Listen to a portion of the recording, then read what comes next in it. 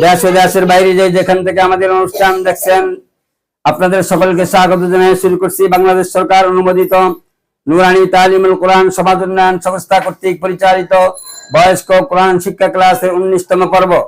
ইনশাআল্লাহ আপনারা আমাদের সঙ্গেই থাকুন এবং আমাদের এই ক্লাসটি উপভোগ করুন। সকলেই বোর্ডে আমার হাতের দিকে দেখতে থাকুন। আমি কি আমার হাতটি কোন দিক থেকে কিভাবে কোন দিকে যাচ্ছে। একটি আরবি হরফ। আমরা এখন এই হরফটির নামে শুদ্ধ উচ্চারণ শিখব। এই হরফটির নামে শুদ্ধ উচ্চারণ করতে হলে জিহ্বার আগা, সামনের নিচের দুই দাঁতের প্যাট ও আগার সঙ্গে লেগে মোটা আওয়াজে উচ্চারণ হবে।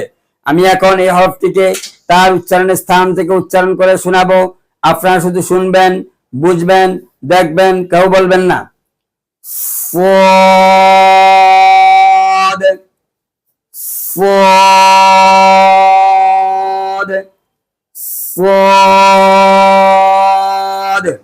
আপনারা আপনাদের জিহ্বার আগা, সামনের নিচের দুই দাঁতের প্যাট ও আগার সঙ্গে মিলান। আমি এখনো দেখছি অনেকে মিলান নেই, সবাই মিলান। আমি একবার বলার পর সকলে একত্রে একবার বলে চুপ থাকবেন।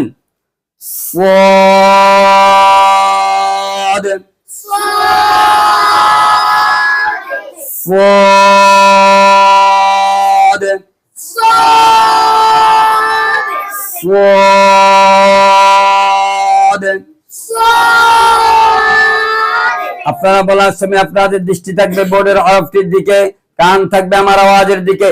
আমার আওয়াজ শুনে বুঝে দেখে উচ্চারণ বলবেন।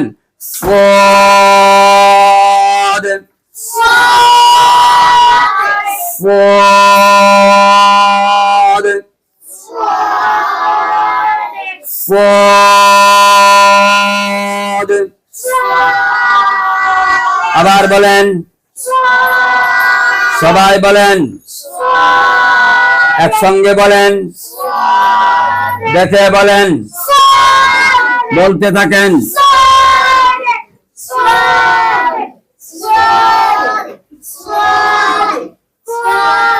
আমি বোর্ড থেকে হাত ছড়ানোর পর যারা বলছেন তারা ফেল, সবাই দেখে বলবেন, বলেন।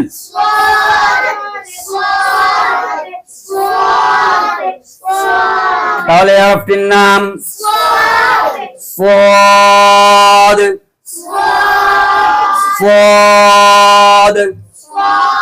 আমি হরফটির উপর একটা নকশা দিয়ে দিলাম। এখন এই হরফটির পূর্বের নাম পাল্টে যাবে। এই হরফটির নামে শুদ্ধ উচ্চারণ করতে হলে জিহ্বার গোড়ার কিনারা উপরের মালিক দাঁতের গোড়ার সঙ্গে লেগে মোটা আওয়াজে উচ্চারণ হবে।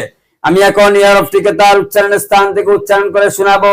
আপনারা শুধু শুনবেন, বুঝবেন, দেখবেন, কেউ বলবেন না।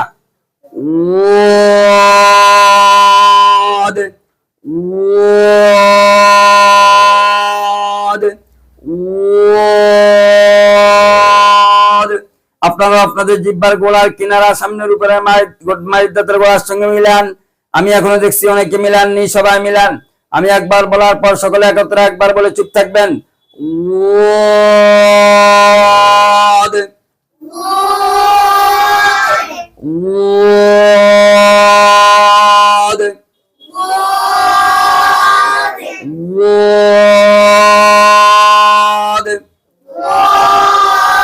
আপনারা বলার সময় আপনাদের দৃষ্টি থাকবে বোর্ডের হরফটির দিকে, কান থাকবে আমার আওয়াজের দিকে।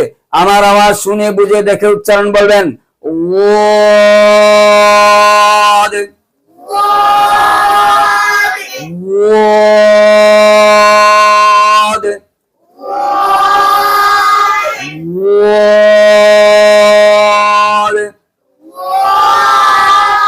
আবার বলেন, সবাই বলেন, একসঙ্গে বলেন, দেখে বলেন, বলতে থাকেন।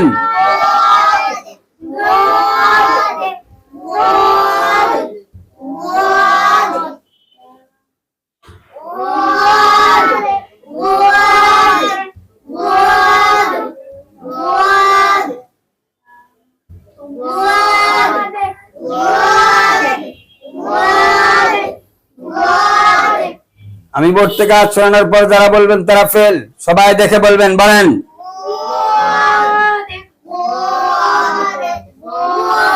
এই হরফটি একটু কঠিন, চেষ্টা করতে হবে ভালোভাবে। এই হরফটির নকতা কোন দিকে? কয় নকতা? ওয়াদের উপর এক নকতা। বলেন।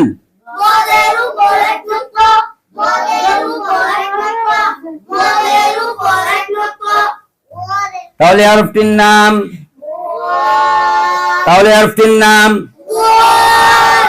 আমি উপরের নকটাটি মুছে ফেললাম, এখন কি নাম হবে বলেন তো দেখি।